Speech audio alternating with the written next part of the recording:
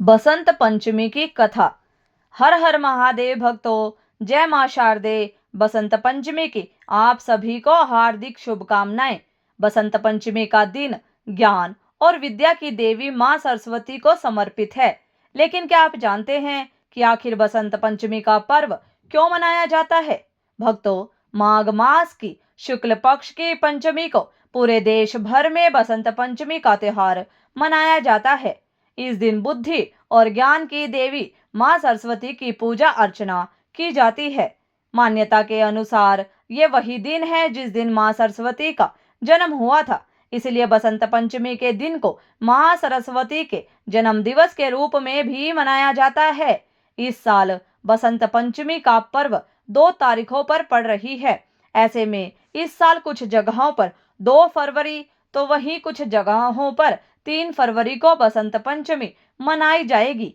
ये दिन खास तौर पर बसंत ऋतु के आने और देवी सरस्वती की पूजा का होता है। इस दिन विद्या, ज्ञान और कला की देवी मां सरस्वती की पूजा का विशेष महत्व है। बसंत पंचमी का त्योहार भारत के अलग अलग हिस्सों में अलग अलग तरीके से मनाया जाता है।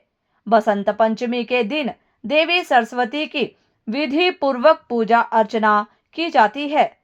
यह दिन विद्यार्थियों के लिए बेहद ही शुभ माना जाता है। इस दिन मां सरस्वती से ज्ञान और विद्या की प्राप्ति के लिए प्रार्थना की जाती है। इसके अलावा इस खास दिन पर छोटे बच्चों को अक्षर ज्ञान भी दिया जाता है, जिसे विद्यारंभ कहते हैं। बसंत पंचमी को बसंत ऋतु के आगमन के रूप में भी मनाया जाता है। ऐसा माना जाता है कि इस दिन से ठंड का मौसम खत्म होने लगता है और मौसम में बदलाव आता है। खेतों में सरसों के पीले फूल खिलते हैं, जो बसंत पंचमी के पीले रंग को दर्शाते हैं। लोग इस दिन पीले कपड़े पहनते हैं और पीले रंग के पकवान जैसे खिचड़ी और हलवा बनाते हैं। बसंत पंचमी को प्रेम और सौंदर्य का उत्सव भी माना जाता है। पौराणिक कथा के मुताबिक इस दिन कामदेव ने अपनी पत्नी रति के साथ भगवान शिव की तपस्या को भंग करने की कोशिश की थी। इसी कारण इसे प्रेम और सुंदरता के रूप में भी मनाते हैं। लेकिन क्या आप जानते हैं आखिर यह त्योहार क्यों मनाया जाता है? तो आइए सुनते हैं इस खास मौके पर मां सरस्वती के जन्म की कथा। तो चलिए भक्तों, बिना देरी करते हुए कथा को शुरू करते हैं। पौराणिक कथा के अनुसार प्रारंभिक काल में भगवान शिव की आज्ञा से ब्रह्मा जी ने जीवों को, खास तौर पर मनुष्य की रचना की। लेकिन इस सृजन से वह संतुष्ट नहीं थे। उन्हें लगता था कि कुछ कमी रह गई है, जिस कारण चारों ओर मौन छाया रहता है। तब ब्रह्मा जी ने इस समस्या के निवारण के लिए अपने कमंडल से जल हथेली में लेकर संकल्प स्वरूप उसे छिड़क कर भगवान विष्णु की स्तुति आरंभ की। वह तत्काल ही ब्रह्मा जी के सम्मुख प्रकट हो गए और उनकी समस्या जानकर आदिशक्ति मां दुर्गा का आह्वान किया। भगवती दुर्गा जी वहां प्रकट हो गई और ब्रह्मा जी एवं विष्णु जी की बातें सुनने के बाद उसी क्षण आदिशक्ति दुर्गा माता के शरीर से एक श्वेत रंग का भारी तेज उत्पन्न हुआ, जो एक दिव्य देवी के रूप में परिवर्तित हो गया। यह स्वरूप एक चतुर्भुजी सुंदर देवी का था, जिनके एक हाथ में वीणा, दूसरे हाथ में वर मुद्रा तथा अन्य हाथों में पुस्तक एवं माला थी। उस स्वरूप ने वीणा का मधुर नाद किया, जिससे संसार के समस्त जीव जंतुओं को वाणी प्राप्त हुई और जलधारा में हलचल व्याप्त हो गई। वातावरण में प्राणवायु का संचार हो गया।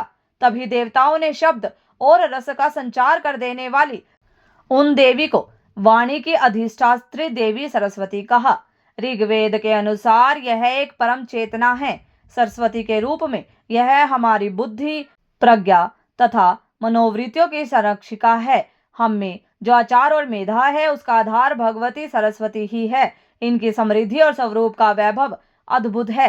सरस्वती को बागेश्वरी, भगवती, शारदा, वीणा वादनी और वाग्य देवी सहित अनेक नामों से पूजा जाता है।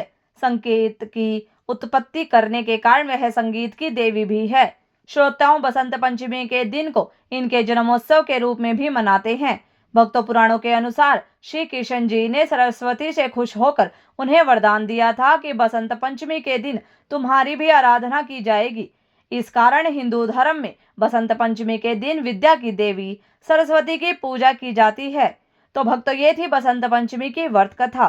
भक्तों, अब सुनिए गंगा और जमुना की पौराणिक कथा। प्राचीन समय में गंगा और यमुना एक गांव में रहती थी। जब एक दिन दोनों बहनें एक साहूकार के खेत से गुजर रही थी तो जमुना ने खेत से 13 दाने तोड़ लिए।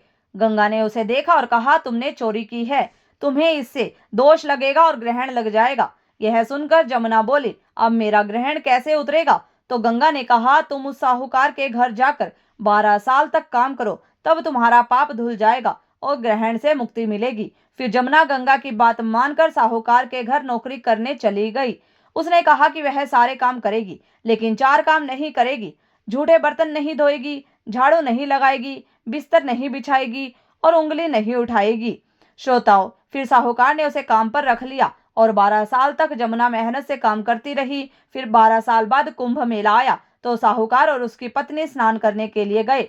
रास्ते में जमुना ने कहा, यदि आपको मेरी बहन गंगा मिले तो उसे यह सोने का टक्का दे देना और कहना कि वह इस टक्के से सुंदर चूड़ियां पहन ले। फिर साहूकार और उसकी पत्नी कुंभ के मेले में गंगा से मिले और वही टिक्का उसे दे दिया। उन्होंने गंगा से कहा, तुम्हारी बहन ने कहा है कि इस टिक्के से चूड़ियां पहनना। फिर गंगा ने टक्का लिया और कहा, मेरी बहन को बताना कि उसके 12 साल पूरे हो गए हैं और अब उसका दोष उतर चुका है, अब वह वापस आ सकती है।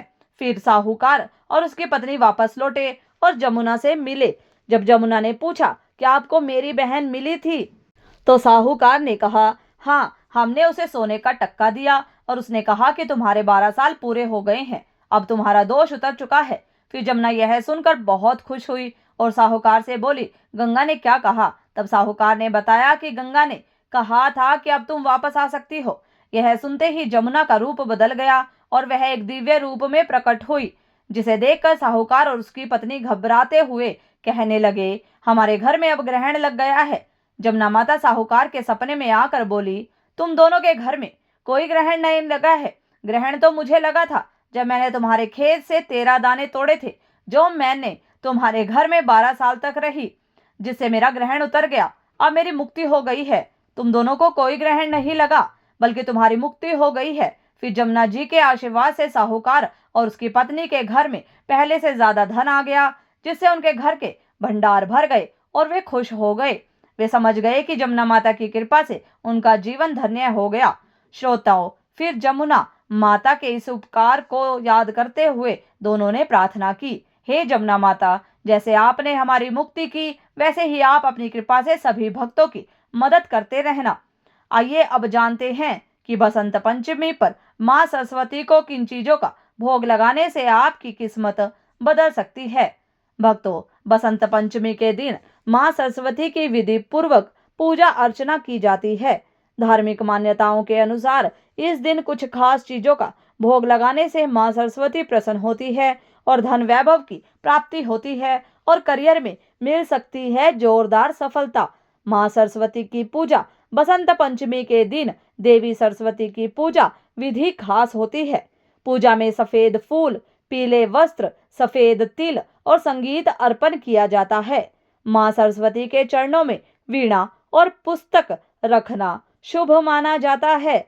इस दिन लोग माँ से ज्ञान और विद्या की प्राप्ति के लिए आशीर्वाद लेते हैं। इस दिन लोग अपने घरों में सरस्वती यंत्र स्थापित करते हैं। इस दिन 108 बार सरस्वती मंत्र के जाप करने से अनेक फायदे होते हैं। इस दिन बच्चों की जुबान पर केसर रखकर नीचे दिए गए मंत्र का उच्चारण कराया जाता है। इससे वाणी और बुद्धि और विवेक का शुभ आशीष मिलता है। मंत्र ओम ऐं महासरस्वती नमः। बसंत ऋतु के बारे में ऋग्वेद में भी उल्लेख मिलता है। सरस्वती माँ परम चेतना है। वे हमारी बुद्धि, समृद्धि तथा मनोभावों की सुरक्षा करती है। तो भक्तों, मैं उम्मीद करती हूँ कि आपको यह कथा पसंद आई होगी। आपको हमारी कहानी पसंद आई हो तो वीडियो को लाइक, शेयर, सब्सक्राइब करें। धन्यवाद।